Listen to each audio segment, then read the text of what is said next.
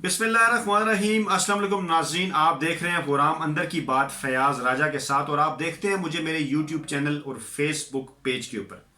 नाज़रीन, इस्लामाबाद के मौसम में जूं जूं सर्दी बढ़ रही है, पाकिस्तान का जो सियासी माहौल है, इस्लामाबाद का जो सियासी माहौल है, वो दिन ब दिन गर्म हो रहा है। अपोजिशन की 11 जमातों PDM के इत्तेहाद ने हुकूमत के खिलाफ तहरीक चलाई। पहले मरहले के अंदर जो है मुख्तलिफ शहरों के अंदर जलसे किए, लेकिन किसी किस्म का मोमेंटम जो है वो बनाने में कामयाब नहीं हो सकी और अब दूसरे मरहले के अंदर जो है वो मुल्क भर के अंदर रैलियों का सिलसिला जो है वो जारी है। और इसी सिलसिले में 27 दिसंबर को जो है वो गड़ी खुदा बख्श में पीपल्स पार्टी की मेज़बानी में बेनज़ीर भुट्टो की बरसी के मौके पर भी अपोजिशन जमातों को एक इकट्ठ जो है वो बुलाया गया है, जिसके ऊपर अहम ऐलानात जो हैं वो किए जाएंगे। लेकिन आज जो दिन भर की अहम तरीन खबरें हैं वो इस वीडियो के अंदर आपके सामने रखने से पहले मैं आपको ये बता दूं कि मुल्क के अंदर जो ग्रैंड नेशनल डायलॉग के हवाले से बात हुई उसके आफ्टर इफेक्ट्स जो हैं वो सामने आ रहे हैं। हुआ कुछ यूं कि मोहम्मद अली दुरानी जो मुस्लिम लीग फंक्शनल के सरबराह हैं, उन्होंने कल जो है वो जेल के अंदर मुस्लिम लीग नवाज के जो रहनुमा हैं शहबाज शरीफ उनसे उन्होंने मुलाकात की और इस मुलाकात के बाद उन्होंने ये कहा कि मुल्क में जो है वो किसी को भी, चाहे वो हुकूमत हो या अपोजिशन,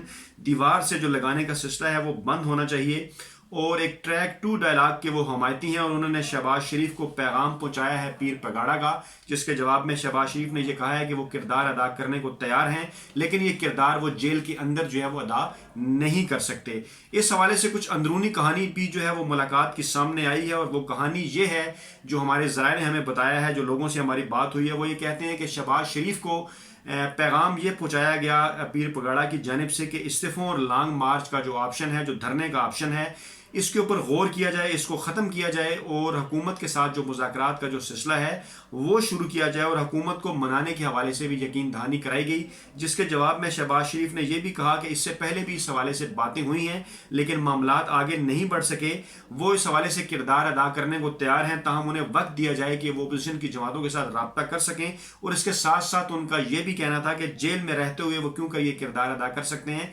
किरदार अदा करने के लिए उनके रवाबित जो हैं वो ज़रूरी हैं तमाम सियासी जमातों के साथ, जिसके लिए जो है वो उनका जेल से बाहर होना ज़रूरी है। ये उस मुलाकात की अंदरूनी कहानी थी जिसमें शहबाज शरीफ की जानिब से ये कहा गया कि जेल से निकल कर वो जो है वो किरदार अदा कर सकते हैं। दूसरा अहम तरीन मामला आज का ये है कि जमीयत उलमा इस्लाम की जानिब से उनकी जो मर्जी से हमला है, उसके इजलास के बाद जो जमीयत उलमा इस्लाम के अंदर मामला चल रहा था, जो मौलाना फजल रहमान से इख्तलाफात का इजहार किया गया और मौलाना शिरानी, हाफिज हुसैन अहमद, मौलाना गुल नसीब और मौलाना शजाउल मुल्क, जिन्होंने मौलाना फजल रहमान की पॉलिसियों के ऊपर एतराज़ किया था, मौलाना फजल रहमान को सख्त तनकीद का निशाना बनाया था। मौलाना शिरानी की जानिब से मौलाना फजल रहमान को सेलेक्टेड करार दिया गया था, उन्हें झूठा भी कहा गया था और ये भी कहा गया था कि वो इमरान खान की बाज़ पॉलिसियों की हमायत करते हैं। और अपोजिशन जमातों की जानिब से और बिलखसूस मौलाना फजल रहमान की जानिब से जो तहरीक चलाई जा रही है, इसका मकसद जो है वो हुकूमत से कुछ फ़वाइद समेटना है, कुछ फ़वाइद हासिल करना है, NRO हासिल करना है। उसके बाद जो है वो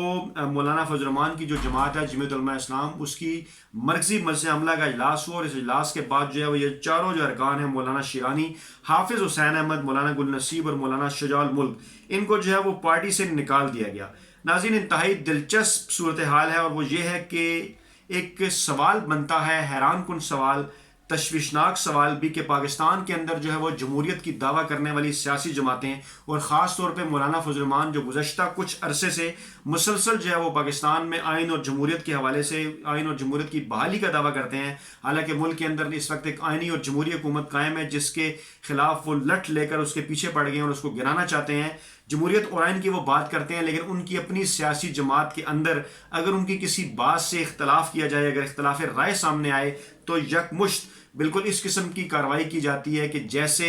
इस पार्टी के अंदर शायद किसी शख्स की हुक्मरानी है या शायद कोई बादशाहत है, किसी किस्म की कोई जमहूरियत नहीं है कि सिर्फ उनकी किसी भी बात पर तनकीद करने के ऊपर 4 जो सीनियर तरीन पार्टी के रुकन हैं उन्हें यकजुम्बिश कलम जो है वो पार्टी से निकाल दिया जाता है। तो ये एक बहुत बड़ा सवालिया निशान है पाकिस्तान की सियासी जमात और ख़ास तौर पर जमीयत उलमा इस्लाम के हवाले से, जिनका मुसलसल ये दावा रहा है कि वो पाकिस्तान में जमहूरियत और आइन की बहाली चाहते हैं। इसके साथ साथ नाज़रीन, आफ्टर इफेक्ट्स जो कल की मुलाकात का ग्रैंड नेशनल डायलॉग का एक और भी सामने आया, वो ये है कि मियाँ नवाज शरीफ जो लंदन में मफरूर है मुस्लिम लीग नवाज के रहनुमा, उनकी जानिब से एक ट्वीट जो है वो सामने आया اور اس ٹویٹ میں انہوں نے یہ کہا کہ کسی بھی قسم کا کوئی جو ہے وہ گرینڈ نیشنل ڈائلاگ نہیں کیا جائے گا اور یہ گرینڈ نیشنل ڈائلاگ جو ہے وہ پی ڈی ایم سے NRO حاصل کرنے کی کوشش ہے. اور پھر اس کے بعد جو مسلم لیگ نواز کی رہنما ہے مریم نواز، ان کی جانب سے بھی یہ بیان جو ہے وہ سامنے آیا ہے کہ کسی قسم کا گرینڈ نیشنل ڈائلاگ جو ہے وہ نہ منی ڈائلاگ ہوگا نہ گرینڈ نیشنل ڈائلاگ ہوگا، بلکہ عمران خان کو جو ہے وہ استعفیٰ دے کر گھر جانا ہوگا. ناظرین، اس وقت صورتحال یہ ہے، جو سیاسی تجزیہ نگار ہیں، جو غیر جانبدارانہ رائے رکھتے ہیں، ان سب کا یہ ماننا ہے اور کہنا ہے کہ اس وقت جو